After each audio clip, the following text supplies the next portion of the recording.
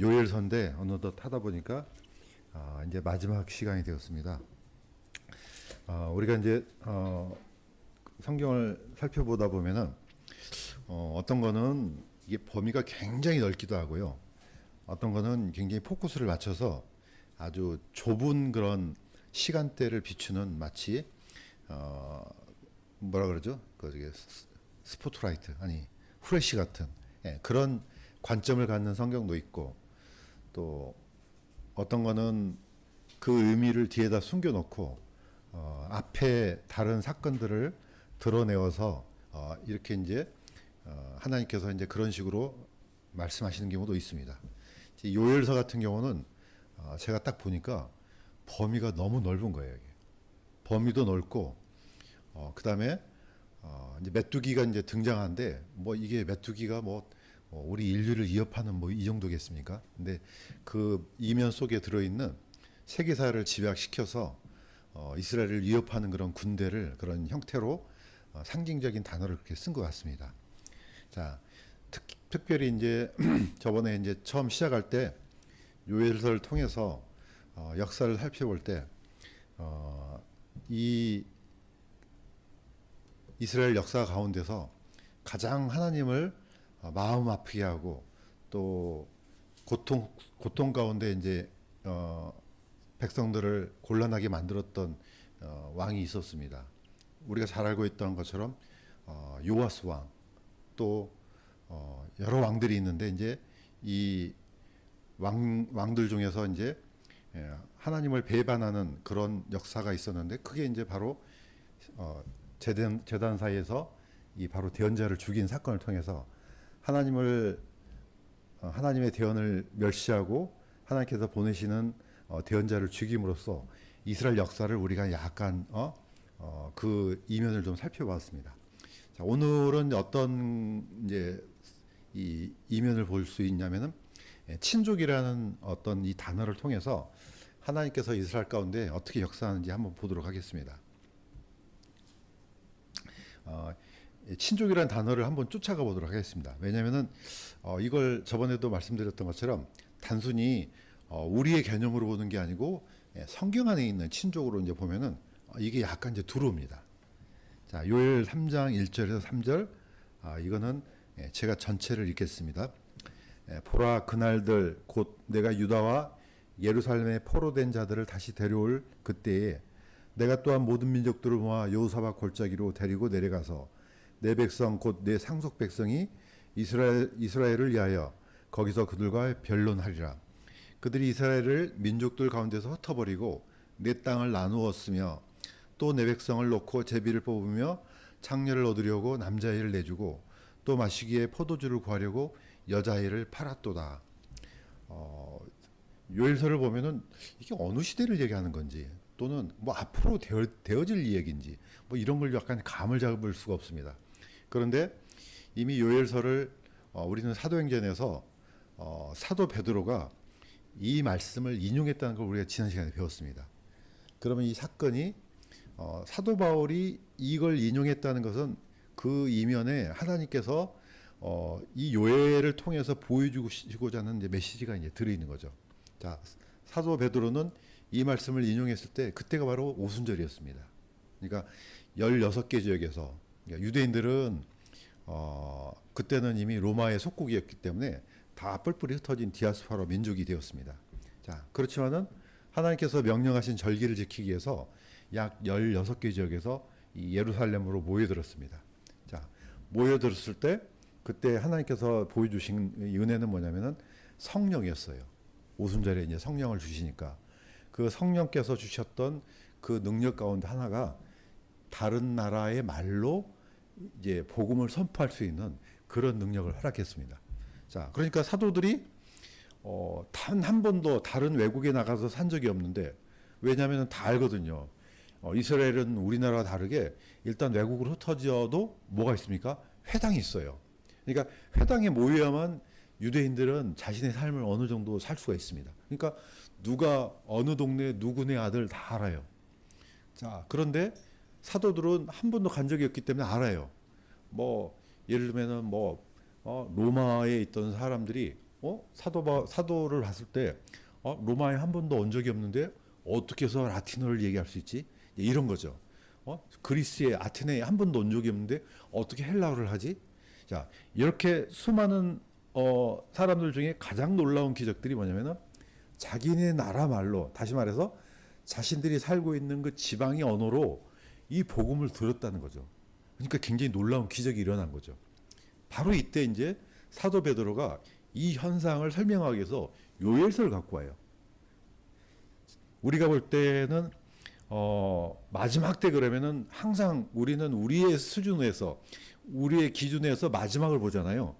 하나님께서 보셨을 때 마지막은 언제냐면은 바로 예수님이 오신 때예요. 바로 그때가 마지막이에요. 그러면 지금은요, 그 마지막 중에서 거의 2000년이 거의 흘러간 마지막이 마지막인 거죠. 그러니까 어마어마한 포커스가 지금 거의 마지막으로 그냥 휩쓸리고 있는 그런 시점이 온 겁니다. 자, 그래서 그런 관점에서 보면은 이 요엘서가 정말로 최종적으로 거의 마지막의 마지막을 향해서 지금 포커스를 맞추고 있다는 것을 우리가 알 수가 있습니다. 자, 오늘 읽었던 이게 이제 요엘서 3장입니다. 보면은 이걸 이해하려면은 먼저 한 번 더 이걸 더 이해를 할 필요가 있습니다. 이스라엘의 친족을 그때 한번 룻기 하면서 얘기를 했습니다. 자, 룻기는 이 베이스를 잘 모르면은 성경이 잘 이해가 안 될 수 있습니다. 자, 뭐 어쨌든 우리는 친족이라 그러지만은 이스라엘에서는 유대인들은 이걸 고의를 합니다. 이런 표현을 쓰는데 네 가지가 있다 그랬죠. 뭐 순서적으로는 뭐 순서는 필요 없지만은 어쨌든 네 가지 정도가 있는데, 첫째 친족은, 이스라엘 친족은 피해 복수를 할 수 있다. 그러니까 내 친족이 어려움에 빠졌을 때 반드시 그 친족이 가서 원수를 갚아주는 거예요. 이게. 물론 이제 현대 법률로는 안 되죠. 그렇지만은 이스라엘의 그 율법의 관점에서는 이건 하나님께서 허용하신 거예요.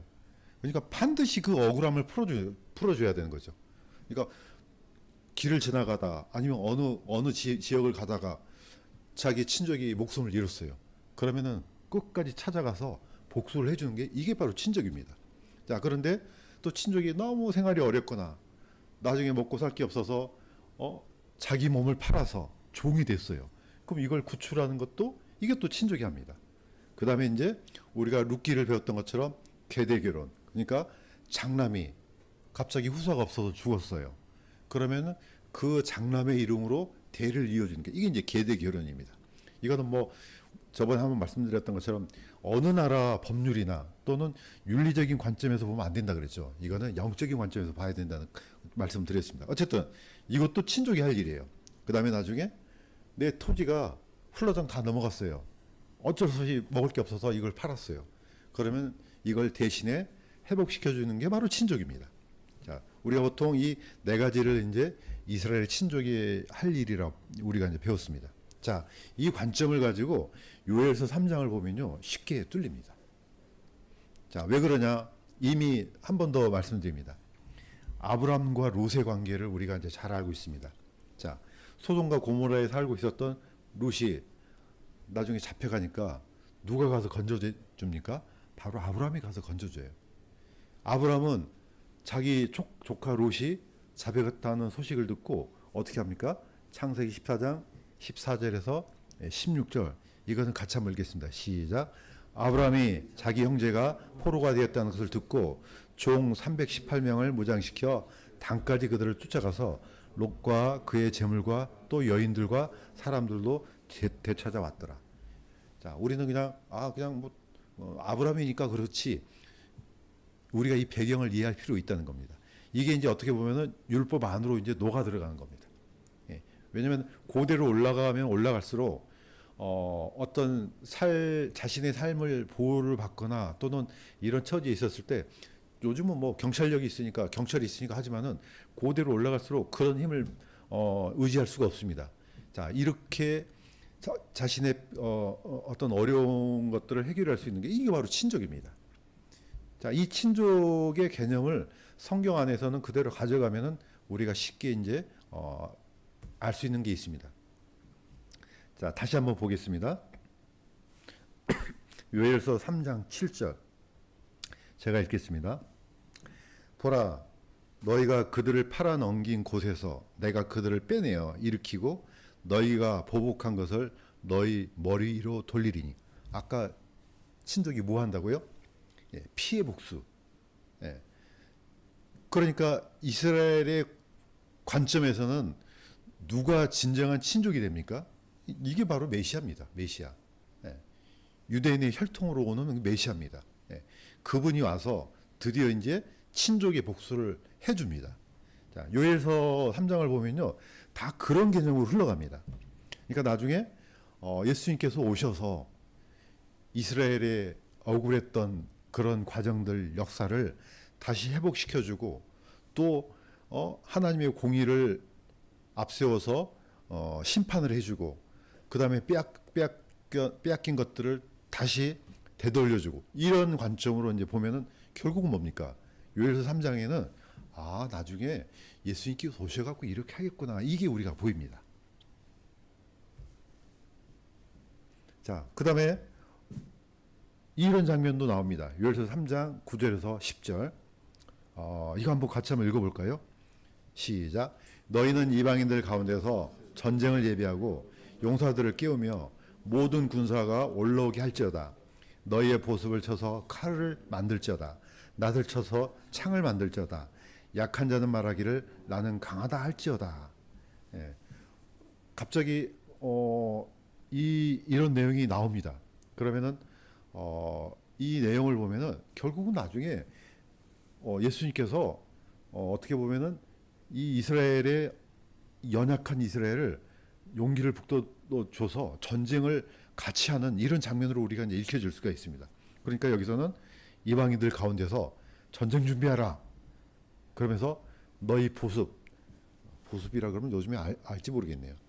뭐 이렇게 쉽게 말하면은 이게 논이나 밭을 갈 때 그 뭡니까, 쟁기 끝에 있는 이런 것들이거든요. 자, 이거는 이제 농사를 짓게 하는 그런 도구잖아요. 자, 이걸 쳐가지고 칼을 만들어라. 왜? 전쟁해야 되니까. 자, 낫은 곡식을 베는 거잖아요. 이런 도구가 아니고 이젠 창을 만들어라. 뭐 하려고요? 전쟁하려고. 자, 약한 자는 말하기를 나는 강하다 할지어다. 용기를 내. 이제 전쟁의 때야. 예, 이렇게 하는 분이 누구겠어요? 역사 가운데. 내가 딱 이렇게 하는 분은 예수님밖에 없습니다. 예, 이제 남은 이스라엘을 일으켜서 전쟁을 이제 준비하게끔 합니다. 자, 이분이 이제 나중에 어떻게 합니까? 우리가 잘 알고 있는 요엘서 3장 14절에서 16절. 자, 제가 읽겠습니다. 주의 날이 가까움으로 많은 무리가 판결 골짜기에 있도다. 주가 예루살렘으로부터 자신의 목소리를 내리니 하늘들과 땅이 흔들리리로다. 그러나 주가 자신의 백성의 소망이 되며 이스라엘 자손의 힘이 되리로다. 이렇게 한 적이 한 번도 없습니다. 언제 하겠다는 거예요? 앞으로. 저는 한 이틀 정도 이제 대구에 있었으니까 세상이 어떻게 돌아가는지 잘 모르겠더라고요. 가끔 좀 오면서 이제 가끔 긴급 뉴스 같은 걸 보니까 지금 전쟁이 커질 것 같기도 하고 아니면은 어떻게 될지 잘 모르겠어요. 이게 한쪽에서는 곧 끝난다 그러고 한쪽에서는 뭔가 자꾸 일어난다 그러고 이 종을 잡을 수가 없습니다. 어쨌든 앞으로 어떤 일이 된다 할지라도 이 성경에 있는 내용은 그대로 이루어집니다. 그게 이제 바로 주의 날입니다. 어떤 식으로든지 있습니다. 자, 이런 사건들이 일어나서 이스라엘이 공경한 처지에 들어갔을 때 드디어 이스라엘의 남은 자를 구원하는 메시아가 옵니다. 이제 모든 게 완결됐을 때 마태복음에도 있는 것처럼 드디어 하나님께서, 예수님께서 모든 천사를 풀어서 모으잖아요. 사람들을 모을 때 우리가 이제 이 사이에서는 이제 이런 이제 역사가 빠졌는데 앞으로 되어질 일을 보면은 분명히 7년 대환란이 있고 그 마지막 시기 때 이런 일이 있지 않을까 생각해요. 모든 게 이제 전쟁이 끝나고 나면. 자, 그러면은 그냥 어떤 시나리오가 진행이 되고 끝나고 바로 이어지는 게 아니고 과정들이 있습니다. 그러면은 많은 사람들이 적어도 고통을 받지만은 7년 대환란 가운데 남은 사람도 있을 거 아니에요. 이방인들 중에서 남은 자들이 있을 것이고 이스라엘 백성들 중에서 남은 자들이 있을 것이고 또 그 중에는 어, 짐승의 표를 받아가지고 가망이 없는 사람도 있을 것이고 어떤 다양한 사람이 있을 것입니다. 어쨌든 예수님은 그날 많은 무리를 모읍니다. 그게 바로 이제 판결 골짜기입니다. 이때 이제 예수님이 예루살렘으로부터 자신의 목소리를 내리니 하늘들과 땅이 흔들리로다. 뭐 이건 분명히 이건 오셔야 되는 일이구나 우리가 알 수가 있습니다. 자, 이때 주가 자신의 백성이 소망이 되며 이스라엘 자손이 힘이 되리로다. 앞으로 이런 일이 일어날 거란 말입니다. 이거는 제가 볼 때는 멀지 않는 것 같아요. 너무 가까운 시기에 이런 일들이 하나둘씩 착착 진행될 것 같습니다. 뭐 우리는 하나님이 아니기 때문에 그 시점을 정확하게 알 수는 없지만은 성경을 통해서 기도하고 묵상하고 이 말씀이 어떤 말씀일까 이렇게 이제 연구를 하다 보면은 하나님께서 여러 다른 성경을 통해서도 약간 이제 빛을 비춰줍니다. 그런데 약간 이제 우리 흥미로운 곳을 하나 발견할 수가 있습니다. 어떤 게 있냐면은 이사야 2장 2절에서 4절 비슷한 구절이 있습니다. 자, 이것도 제가 읽겠습니다. 마지막 날들에 주의 집의 산이 높여지리니 그가 민족들 가운데서 심판하며 많은 백성들을 꾸짖으리니 그들이 칼을 쳐서 보습을 만들고 창을 쳐서 가지치는 낫을 만들리라. 전쟁이 다 끝났을 때 누군지는 모르겠지만은 또 이 말씀의 대상이 누군지는 모르겠지만은 이때 이제 예수님께서 오셔서 모든 걸 평정하고 이제부터는 평화를 선포합니다. 예, 평화를 선포하는 메시아가 나옵니다. 왜 이게 다 끝났으니까 이제는 전쟁 그만해 다 끝났어. 이제 칼을 쳐서 보습을 만들고 창을 쳐서 낫을 만들라. 아까하고 정반대죠. 아까는 뭐 했습니까? 고엘은 보습을 쳐서 칼을 만들고 낫을 쳐서 창을 만들라. 근데 여기는 반대로 칼을 쳐서 보습을 만들고 창을 쳐서 낫을 만들라 이렇게 되어 있습니다. 그럼 이게 뭐지? 두 말씀은 비슷한데 반대로 되어 있어요. 하나는 전쟁이고 하나는 평화예요. 이 말씀이요 놀랍게도 어디에 기록이 되어 있냐면은 바로 여기에 기록이 되어 있어요. 유엔에. 저는 미국에 한 번도 가본 적은 없었어요. 아니 미국은 가봤는데 이 뉴욕을 가보지를 못했습니다. 비행기 값이 없어서 갈 수가 없었어요. 가서 조사할 것도 많은데 안 됐습니다. 바로 이 동상을 누가 보내주냐? 소련이 보내요. 소련이 어떤 장면을 보여줍니까? 바로 이사야 2장에 있는 이 동상을 그대로 만들어갖고 아마 이제 그 유엔에다 기증한 것 같아요. 그러니까 지금 뭡니까? 칼을 쳐갖고 지금 다른 이제 낫을 만들거나 이제 보습을 만드는 이제 그런 장면 같습니다. 여기 보면은 그 말씀도 그대로 기록이 되어 있습니다. 영어로. 아까 그 내용이에요. 드디어 이런 평화를 그러니까 여기는 이제 이런 게 있죠. 이 평화를 누가 만드냐 이거예요. 이 평화는 메시아가 아니면 불가능해요. 세상의 모든 평화는 또는 모든 전쟁은 컨트롤 누가 하시냐? 하나님이 하세요. 그런데 하나님 제껴놓고 우리가 하자는 거예요. 그러니까 이제 더 이상 우리 서로 싸우지 말고 평화를 만들어내자는 거죠. 그게 뭐 됩니까? 그건 불가능해요. 안 되게끔 돼 있어요. 왜냐? 왜 안 되느냐? 인간 자체가 이미 죄에 오염된 사람들이기 때문에 안 돼요. 그거는 일어날 수가 없습니다. 자, 그런데 놀랍게도 이사야 44장 23절에 이렇게 기록이 되어 있습니다. 자, 제가 읽겠습니다. 오 하늘들아 너희는 노래할지어다 주가 그 일을 행하였느니라. 누가 한다고요? 주가 하는 겁니다. 하나님께서. 땅의 더 낮은 부분들아 너희는 외칠지어다. 오 산들아 숲과 그 안에 있는 모든 나무들아 너희는 소리내어 노래할지어다. 모든 창조물이 하나님께서 이런 평화와 사람들이 만들어낼 수 있는 이 엄청난 안식을 주는 겁니다. 자, 그러면서 주가 야곱을 구속하고 이스라엘 안에서 자신을 영화롭게 하였느니라. 이미 이사야는 우리가 알고 있는 것처럼 약 700년 전의 대언자예요. 이때는 뭡니까? 이스라엘이 아직 멸망하기도 전이에요. 이 이사야는 이미 언제까지 대언을 했습니까?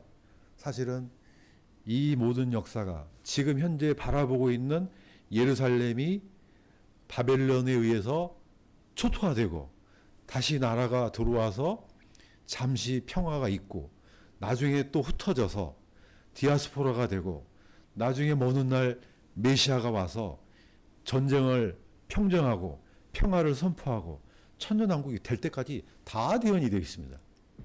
이것을 완전히 압축한 성경이 사실 바로 요엘서입니다. 요엘서를 보면은 이 모든 이 역사가 쫙 하고 이 짧은 성경 안에 다 들어갑니다. 그러니까 겹치는 부분이 있는 겁니다. 나중에 그분이 오셔서 정말로 이스라엘의 진정한 친족으로서 야곱을 구속하고 이스라엘 안에서 영화롭게 하나님의 영광을 받는 이런 때가 옵니다.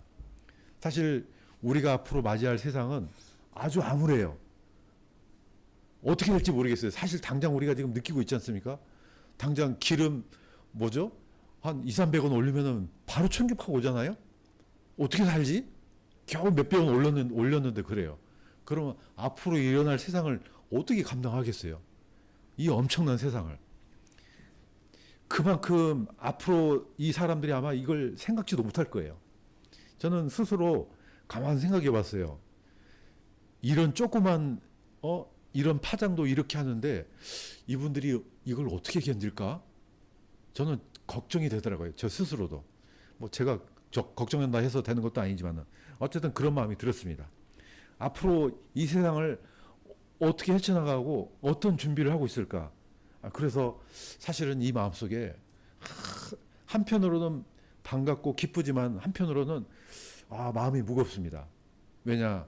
우리는 예수 그리스도를 통해서 제사함을 받아서 하나님의 자녀가 됐기 때문에 뭐 어떤 세상이 오더라도 설령 정말로 환난을 우리가 통과한다 할지라도 우리의 이 안식은 흐트러지지가 않습니다. 어떤 고통을 받는다 할지라도 그거는 깨어질 수가 없습니다. 우리가 한 번 받은 하나님의 자녀의 신분은 누구도 앗아갈 수가 없습니다. 분명히 그렇습니다. 그렇지만 또 우리가 당면한 그런 고통을 보면은 물론 우리가 감당할 수 없을 정도로 수많은 것들이 있다 할지라도 이 기본적인 평안은 안 깨집니다. 다만 고통스럽긴 하겠죠. 그런데 하물며 전혀 준비되어 있지 않습니다. 그 영혼이 하나님을 맞이할 준비가 전혀 되어 있지 않는 사람들이 어떻게 이 역사를 맞이하겠습니까? 자, 그래서 그런 두려움과 걱정과 함께 하나님께서는 분명히 저희들한테 이런 약속을 주셨습니다. 자, 마지막 보고 이제 거의 마무리를 하겠습니다. 하나님의 왕국. 과정은 아프지만은 먼 훗날 우리한테 주시고자 하는 또 그 고통 가운데 있었던 이스라엘 그 어떤 친족도 베풀지 않았던 이 평화를 주신다고 되어 있습니다. 요엘서 3장 18절에서 20절 같이 한번 읽겠습니다. 시작. 그날에는 유다의 모든 강에 물이 흐르고 주의 집에서 샘이 나와 시틴 골짜기에 물을 대리로다. 내가 정결하게 하지 않았던 그들의 피를 내가 정결하게 하리니 이는 주가 시온에 거하기 때문이라. 우리가 이제 잘 알고 있는 것처럼 찬양처럼 누굽니까? 어린 양이 사자와 같이 뒹굴고 어린아이가 독사굴에 손 넣고 이 찬양 있지 않습니까? 이게 이사야가 대언했던 바로 그건데 많은 사람들이 이게 뭘까? 그래서 그거는 우리가 죽어서 가는 천국에 대한 예표로 보잖아요. 이게 바로 천년왕국이에요. 이 땅에서 이루어질 천년 동안의 평화, 이스라엘 백성들이 그토록 원했던 제사장 왕국, 예수님께서 오셔서 그들한테 주시고자 했던 하나님의 왕국, 하늘의 왕국, 이게 바로 실질적으로 이루어진다는 겁니다. 그러니까 어떻습니까? 거의 무너졌던 그 옛날 아담이 죄를 지어서 쫓겨났던 그 에덴의 그런 평화가 다시 회복이 되는 거예요. 그렇지만은 이거는 누가 들어갈 수 있습니까? 구원받은 사람. 다시 말해서 물론 우리는 당연하고요. 왜냐하면 우리는 부활해야 되니까. 부활해서 하나님의 영화로운 몸으로 우리는 이 나라에 들어가서 통치자가 되는 거고, 그 다음에 이스라엘 백성들은 육신의 몸으로 들어가는 거고, 또 포커스를 좀 약간 옮기면은 이방인들 중에 남은 자도 들어간다고 돼 있습니다. 분명히. 바로 이런 왕국이 곧 옵니다. 그런데 사람들이 이걸 뭐 꿈이나 꾸겠습니까? 성경에 있는 얘기예요. 성경에 기록됐기 때문에 반드시 일어나죠. 그런데 누가 여기에 관심이나 두겠습니까? 우리나 관심을 두죠. 그렇지만은 어떻게 합니까? 알고 있는 우리가 그들한테 알려줘야죠. 그래서 비록 얼마 남지 않는 시간이지만은 반드시 성경에 기록된 이 역사는 반드시 올 것이고, 하나님께서 약속하신 이 언약은 반드시 성취되고, 자, 그게 중요한 게 아니고 지금 이 언약의 역사가 이루어질 때 그 각 사람이 가지고 있는 그 영혼은 준비가 되었느냐, 이게 중요한 문제라고 생각이 듭니다. 비록 우리가 작은 사람들이 모여서 기도하고 있지만은 정말로 우리가 최선을 다해서 정말로 딱 한 사람이라도, 많은 사람도 아니에요, 딱 한 명이라도 그 영혼을 주님께 데려오는 역사가 우리에게 맡겨진 사명으로 생각하고 최선을 다해서 하나님의 사역을 이루어가는 그런 복된 앞으로의 일들이 되기를 주님의 이름으로 간구드립니다. 기도하겠습니다.